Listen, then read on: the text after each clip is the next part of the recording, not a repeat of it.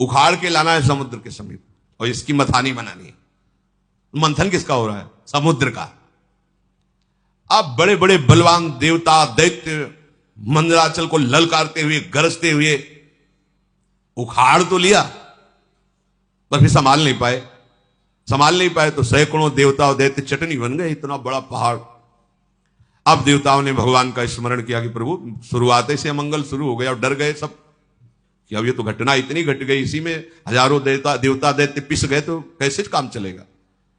भगवान जिनकी पंखों से सामवेद उच्चारण होता है, उन गरुण जी के ऊपर विराजमान मंद मंद मुस्कुराते हुए आए। जो देवता दानव चकनाचूर हो चुके थे, किसी के कंधे टूट गए थे, किसी का हाथ टूट गया, किसी के कमर टूट गई, कोई मर गया।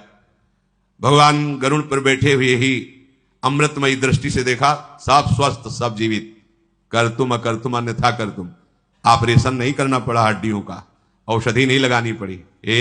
समझो भगवान बिना औषधि के भी, सारी औषधियों में सामर्थ्य उन्हीं के है।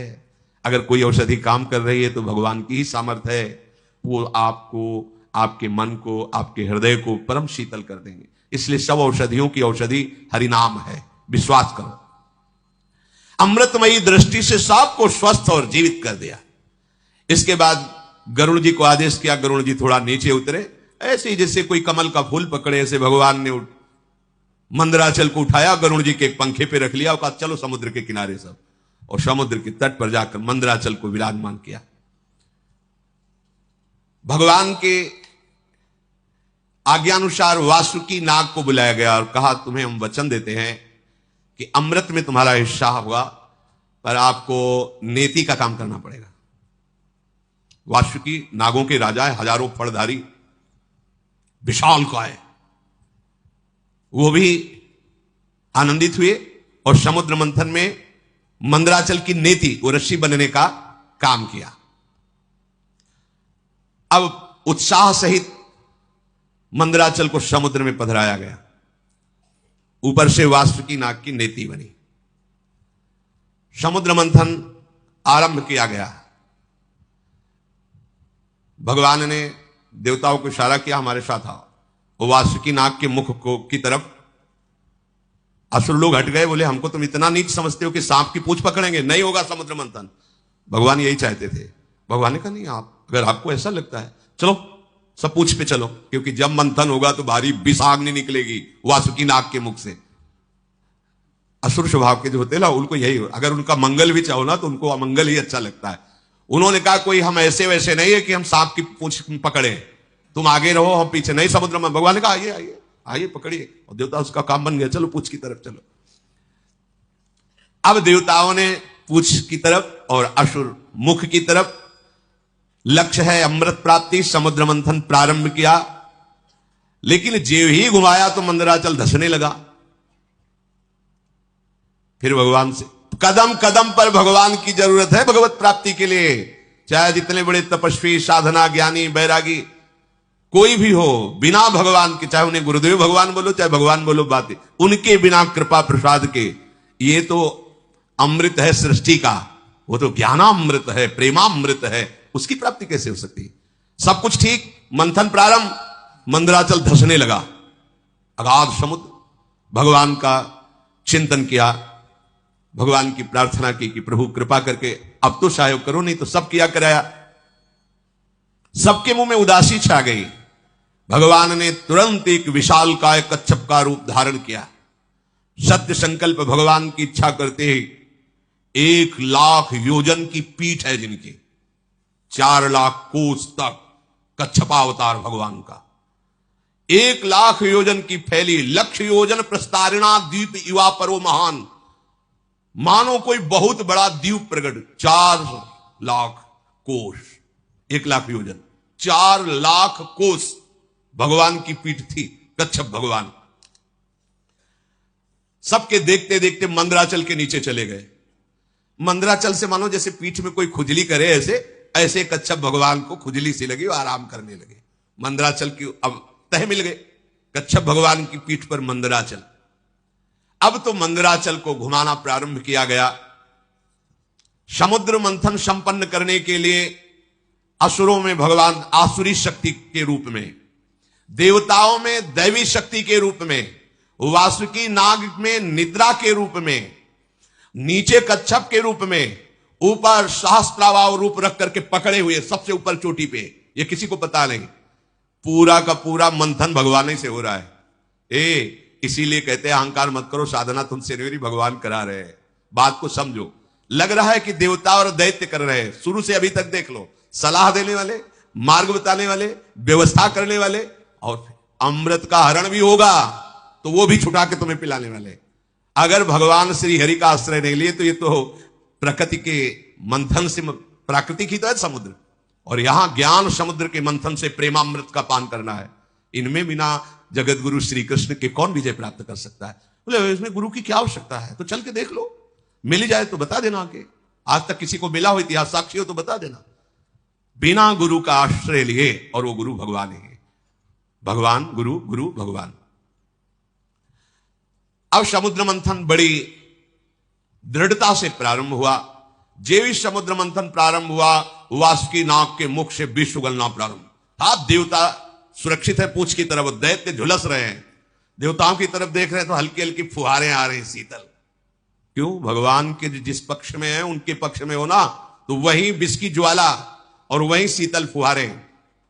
भगवान कह रहे समूहम सर्वभूतेषु, देखो समूहम, जो नीचे की पंक्ति में कहा जो मेरा भजन करता है, पक्षपात ले लेते भगवान। शुद्ध हो गया समुद्र, भारी मंथन प्रारंभ हुआ। ऐसी विष के धुएं निकलने लगे, व्याकुलता बढ़ गई। भगवान ने तत्काल शीतल जल वर्षा का आदेश किया कि अगर ऐसा तो फिर कैसे समुद्र में, पग पग पर विघ्न है, भगवान न हो तो साधना सिद्ध ही नहीं हो सकती। भगवान की प्रेरणा से दिव्य बादल आकर के वर्षा करने लगे, शीतल सुगंधित वायु चलने लगी, सबकी जान में जान आया। अजित भगवान स्वयं मेघ के समान श्यामला शरीर, पीतांबर धारण किए, कानों में मकराकृत कुंडल बिजली की तरह चमक रहे हैं। विश्वविजयी भगवान देवताओं की तरफ खड़े होकर स्वयं मंथन कराने लगे। अब बड़े वेग से मंदराचल घुमाया जाने लगा। समुद्र में खलबली मच गई। समुद्र ने भी हाथ जोड़कर कहा कि महाराज मेरे तो प्राण ही चले जाएंगे। बोले तुम भी धैर्य रखो, सहो, तुमको भी अमृत का छींटा मिल जाएगा। अमृत के लोभ से देखो, और ये अमृत देवता पीकर भी किस सुख को प्राप्त कर रहे, देख लो। ये नाम अमृत, लीला अमृत के सामने कुछ नहीं। ब्रह्मा जी रोज प्रणाम करते हैं भगवान के भक्त को। ये भगवान की भक्ति के समान जो प्रेमामृत है, कहीं नहीं, कहीं नहीं। जो अमृत पिए हुए देवता, उनसे भी श्रेष्ठ मानव देह कहा गया है। देव दुर्लभ ही होनी कही गई। क्यों? क्योंकि इसमें तुम नामामृत का पान कर सकते हो, ज्ञानामृत का पान कर सकते हो, प्रेमामृत का पान कर सकते हो। अब तो जेव ही मंथन शुरू हुआ तो हलाहल विष निकला। मंथन काय के लिए हो रहा है? अमृत के लिए। पर अमृत के पहले क्या निकला मंथन में? विष। इस विष को केवल शिव पचा सकते हैं, शिव, दूसरा नहीं। क्या विष है? कहते जब पहले भजन नहीं करते थे बड़ी शांति लगती थी, जब से भजन शुरू किया गंदी गंदी बातें आ रही, काम आ रहा, क्रोध आ रहा। अब मंथन शुरू तो विष आएगा नहीं। शिव, तुम्हारा संबंध नहीं है अंतःकरण धर्म से, ये ज्ञान ही शिव है। बंदे बोधमयम नित्यम, बोध माने ज्ञान। जो ज्ञान स्वरूप है वही इस विष को पचा सकता है। नहीं पचाना मुश्किल है, हार जाओगे, भाग जाना पड़ेगा, आप टूट जाओगे। नहीं, ज्ञान के द्वारा, विवेक के द्वारा। अगर इस विष को न पचाया होता तो संतों ने अमृत पान न किया होता। हलाहल नामक इतना वो जहरीला कि उसके जो फूहे उड़ रहे थे, आसपास का सब वन भस्म हो गया। अब देवता दैत्य शव के प्राण व्याकुल हो गए केवल उसकी भाप से जो जहर निकला। भगवान ने कहा कि चलो सब कैलाशपति का स्मरण करो, देवाधिदेव महादेव भगवान शंकर ही बचा सकते हैं। भगवान सदाशिव को पुकारा, अंबा के साथ भगवान प्रकट हुए। ऋषि मुनि देवता दैत्य सब प्रणाम करके प्रार्थना कर रहे। तीनों लोकों का अभ्युदय और मोक्ष जिन ऋषियों ने संकल्प करके ये सबका मंगल हो, वो सब ऋषि भी आ गए और स्तुति करने लगे भगवान शंकर की। देव देव महादेव भूतात्मकेश्वर आत्मन भूत भावन त्राहिनः शरणापन्नास त्रैलोक्य दहनाद विषाद।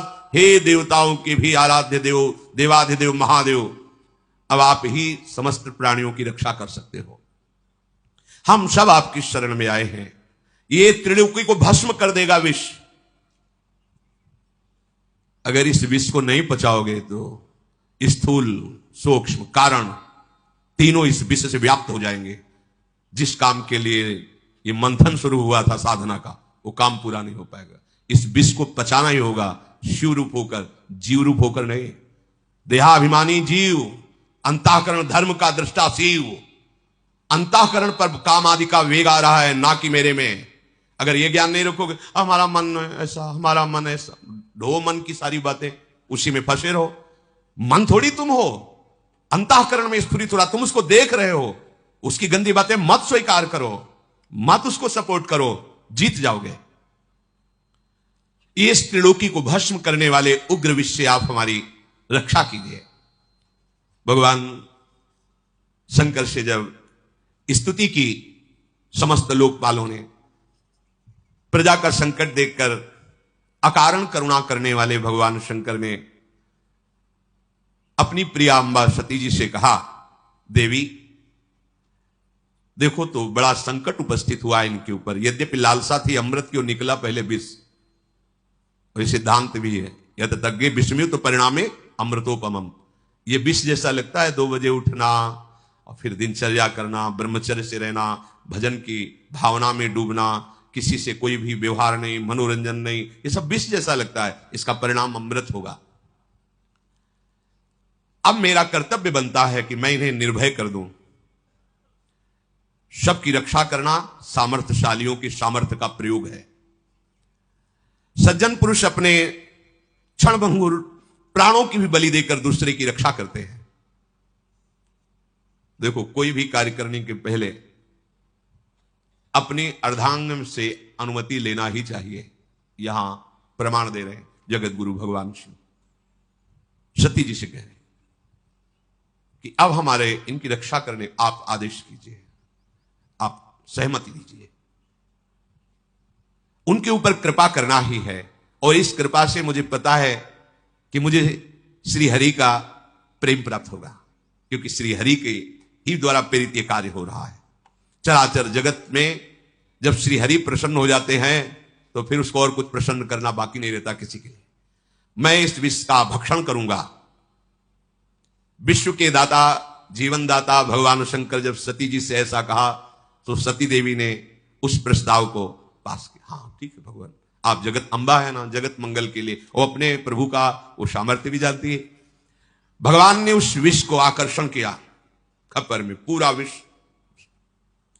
और भगवान शिव उस हथेली के पात्र में रखकर विष को पान कर गए।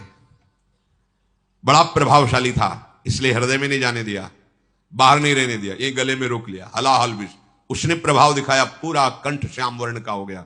इसलिए भगवान शिव का एक नाम नीलकंठ भी है।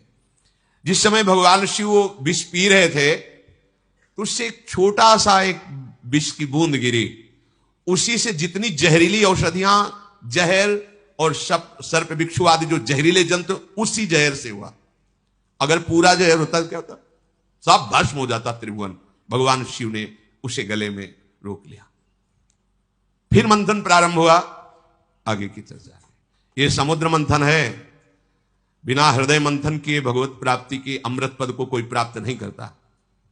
एक संजीवनी विद्या के लिए उन्होंने जीवन को दांव में लगा दिया। एक अमृत प्राप्ति के लिए जो लोकवत है, देखो कैसा, आप भगवदामृत पान करने के लिए कितने मजबूत होने चाहिए। इससे किसी ने कुछ कह दिया, आप रो रहे हो। कोई थोड़ा विघ्न आ गया, भजन छूट गया, उदास बैठे हो, भगवान तुम्हारी क्या यही भगवत्ता है, एक सुख सुविधा दी थी वो छीन लिया, अब कोई हमारा नहीं रहा वो छीन, ये सब बहुत नीचे स्तर के। बहादुर हो, ऐसे सुरवीर हो कि त्रिभुवन में तुम्हारे कोई कदम को लड़खड़ा न सके, रोक न सके भगवत प्राप्ति। क्योंकि शाहयोगी हमारे प्रभु हैं। देखो ना, समुद्र मंथन में अगर प्रभु ना हो तो प्रारंभ ही नहीं होता।